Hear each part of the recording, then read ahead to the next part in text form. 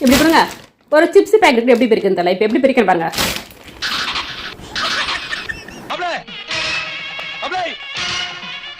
என்னப்பா அங்க தான் இங்க இருக்கம்பா. ஏய் மாம்ஸ் தாப்பா. வாங்க மாப்ள. மாம்ஸ்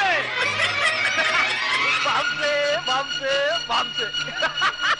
ஏப்பா எத்தனை மாசம் ஆச்சு உன்னை பாத்து. உட்காந்து கலை போய் நான் கலாட்டா பண்ணா ஆள் வச்செல்லாம் வச்சா மாமு.